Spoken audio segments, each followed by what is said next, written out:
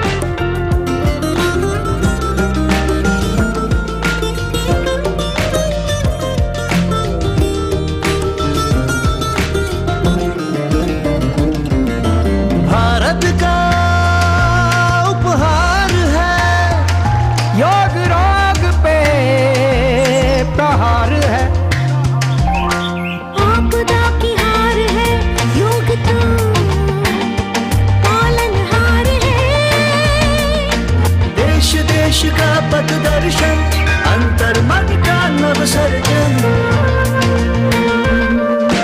विश्व एक परिवार ने योग को किया है वंदन। विश्व एक परिवार ने योग को किया है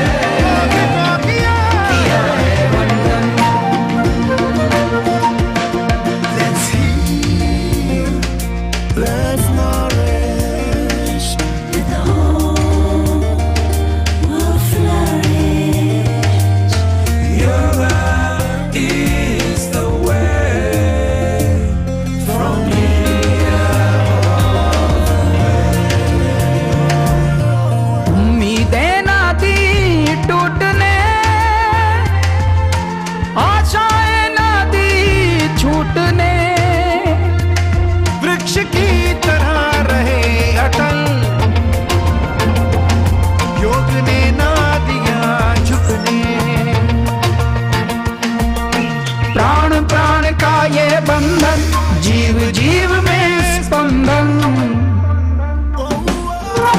विश्व एक परिवार ने योग को किया है वंदन। विश्व एक परिवार ने योग को किया है वंदन।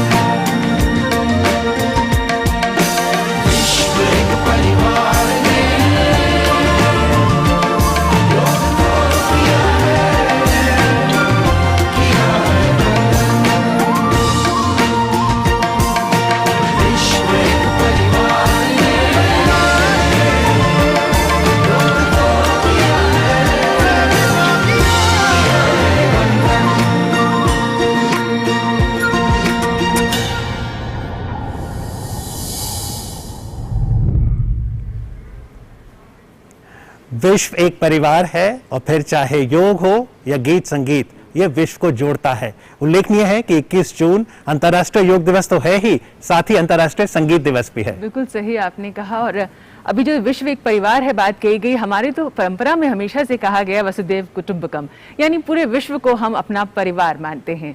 और जब हम बात करते हैं माननीय प्रधानमंत्री श्री नरेंद्र मोदी जी की, तो उन्हें तो पूरा विश्व युग पुरुष के रूप में, युग दृष्टा के रूप में सम्मान करता है।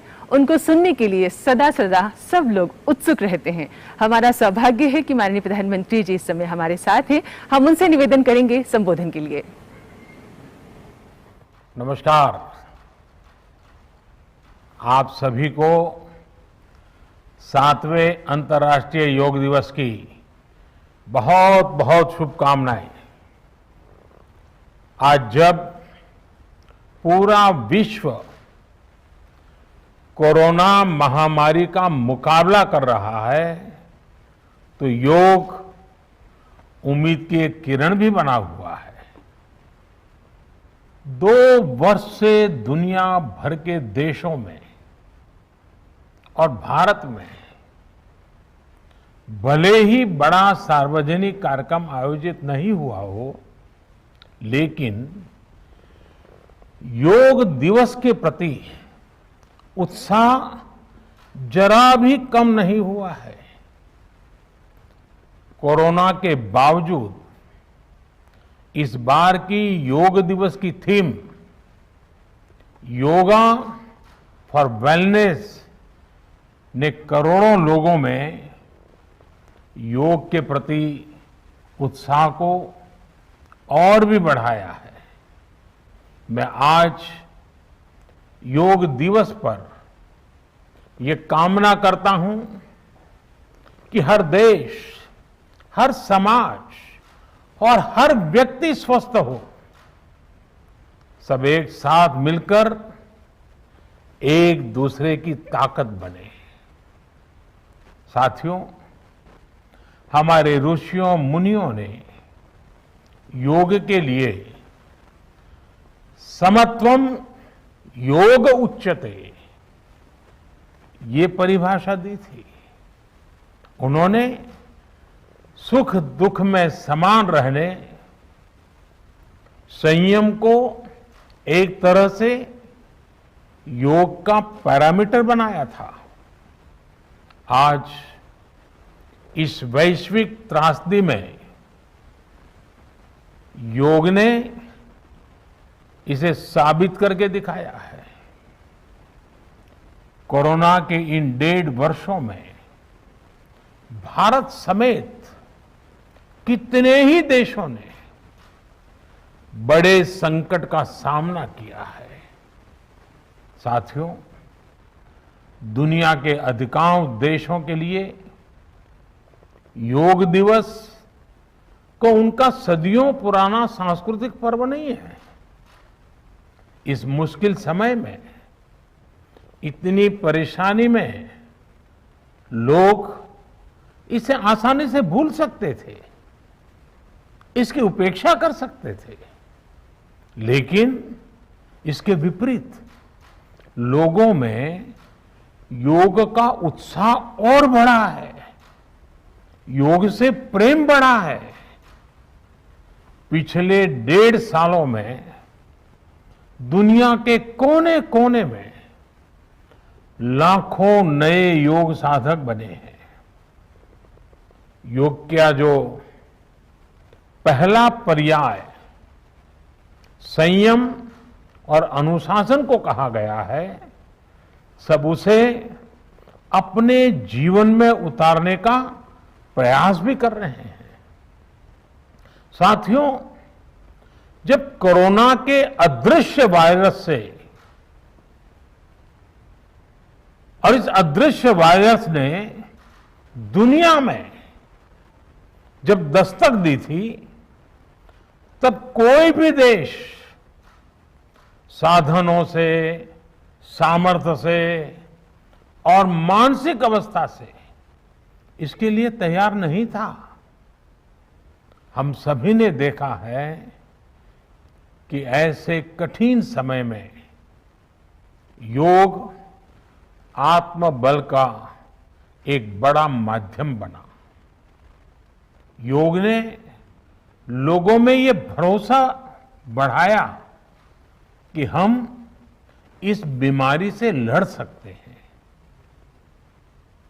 मैं जब फ्रंटलाइन वॉरियर्स से, डॉक्टर से बात करता हूं, तो मुझे बताते हैं कि कोरोना के खिलाफ लड़ाई में उन्होंने योग को भी अपना सुरक्षा कवच बनाया। डॉक्टरों ने योग से खुद को भी मजबूत किया और अपने मरीजों को जल्दी स्वस्थ करने में इसका उपयोग भी किया। और आज अस्पतालों से ऐसी कितनी तस्वीरें आती हैं जहां डॉक्टर्स, नर्सेस मरीजों को योग सिखा रहे हैं, तो कहीं मरीज अपना अनुभव साझा कर रहे हैं। प्राणायाम, अनुलोम विलोम जैसी ब्रीथिंग एक्सरसाइज है हमारे रेस्पिरेटरी सिस्टम को कितनी ताकत मिलती है, ये भी दुनिया के विशेषज्ञ खुद बता रहे हैं। साथियों, महान तमिल संत श्री तिरुवल्लुवर जी ने कहा, नोई नाडी नोई मुद्दल नाडी हदु तनिक्कुम वायनाडी वाय पच्चयल। अर्थात अगर कोई बीमारी है तो उसे डायग्नाइज करो, उसकी जड़ तक जाओ, बीमारी की वजह क्या है ये पता करो, फिर उसका इलाज सुनिश्चित करो। योग यही रास्ता दिखाता है।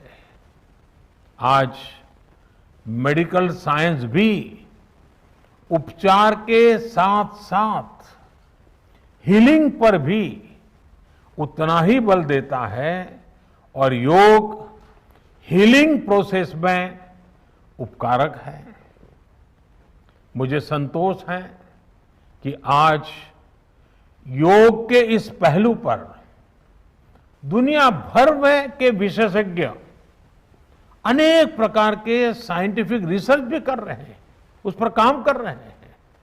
साथियों, कोरोना काल में योग से हमारे शरीर को होने वाले फायदों पर, हमारी इम्यूनिटी पर पड़ने वाले सकारात्मक प्रभावों पर कई स्टडीज हो रही है।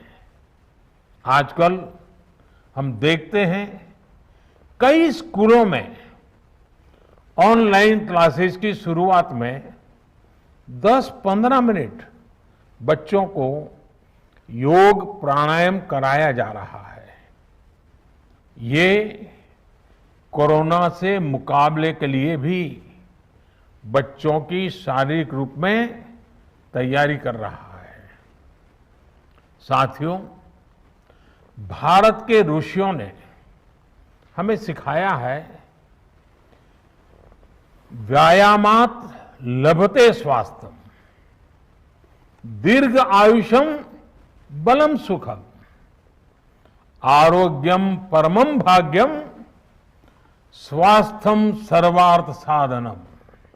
अर्थात योग व्यायाम से हमें अच्छा स्वास्थ्य मिलता है, सामर्थ्य मिलता है और लंबा सुखी जीवन मिलता है। हमारे लिए स्वास्थ्य ही सबसे बड़ा भाग्य है और अच्छा स्वास्थ्य ही सभी सफलताओं का माध्यम है। भारत के ऋषियों ने, भारत ने जब भी स्वास्थ्य की बात की है तो इसका मतलब केवल शारीरिक स्वास्थ्य नहीं रहा है। इसलिए योग में फिजिकल हेल्थ के साथ साथ मेंटल हेल्थ पर इतना जोर दिया गया है। जब हम प्राणायाम करते हैं, ध्यान करते हैं, दूसरी यौगिक क्रियाएं करते हैं, तो हम अपनी अंतर चेतना को अनुभव करते हैं। योग से हमें ये अनुभव होता है कि हमारी विचार शक्ति, हमारा आंतरिक सामर्थ्य इतना ज्यादा है कि दुनिया की कोई परेशानी, कोई भी नेगेटिविटी हमें तोड़ नहीं सकती। योग हमें स्ट्रेस से स्ट्रेंथ की ओर और नेगेटिविटी से क्रिएटिविटी का रास्ता दिखाता है। योग हमें अवसाद से उमंग और प्रमाद से प्रसाद तक ले जाता है। Friends, yoga tells us that so many problems might be out there, but we have infinite solutions within ourselves. We are the biggest source of energy in our universe. We do not realize this energy because of the many divisions that exist. At times, the lives of people exist in silos. These divisions reflect in the overall personality as well. The shift from silo to union is yoga. A proven way to experience a realization of oneness is yoga. I am reminded of the words of the great Gurudev Tagore, who said, and I quote, "The meaning of our self is not to be found in its separateness from God and others, but in the ceaseless realization of yoga of union," unquote. The mantra of Vasudhaiv Kutumbakam, which India has followed since ages, is now finding global acceptance. We all are praying for each other's well-being. If there are threats to humanity, yoga often gives us a way of holistic health. Yoga also gives us a happier way of life.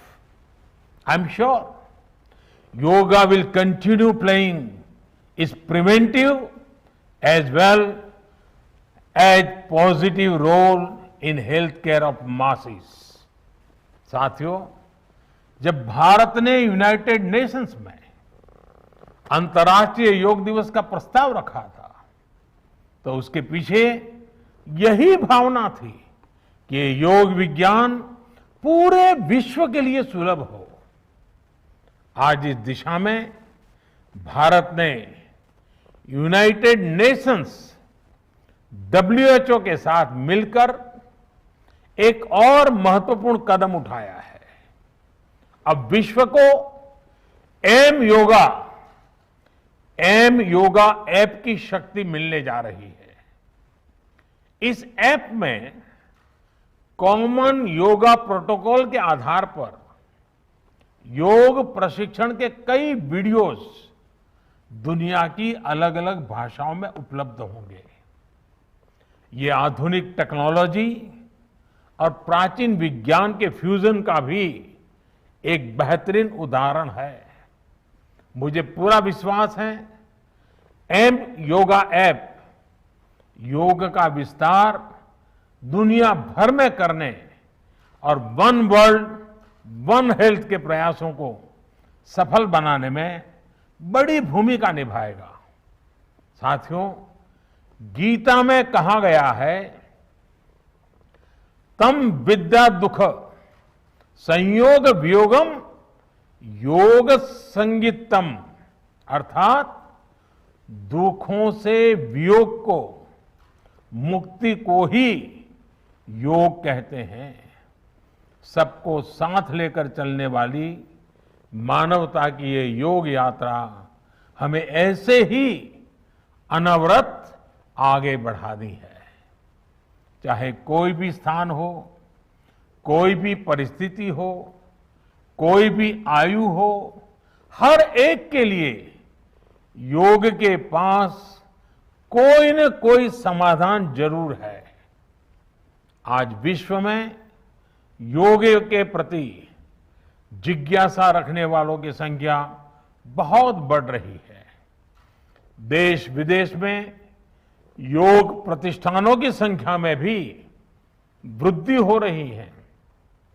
ऐसे में योग का जो मूलभूत तत्व ज्ञान है, मूलभूत सिद्धांत है, उसको कायम रखते हुए योग जन जन तक पहुंचे, अविरत पहुंचे, निरंतर पहुंचे, ये कार्य आवश्यक है।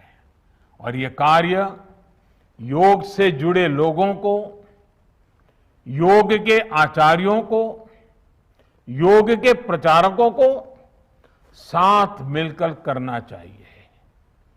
हमें खुद भी योग का संकल्प लेना है और अपनों को भी इस संकल्प से जोड़ना है। योग से सहयोग तक का ये मंत्र हमें एक नए भविष्य का मार्ग दिखाएगा, मानवता को सशक्त करेगा। इन्हीं शुभकामनाओं के साथ आज अंतर्राष्ट्रीय योग दिवस पर पूरी मानव जात को, आप सभी को बहुत बहुत शुभकामनाएं, बहुत बहुत धन्यवाद।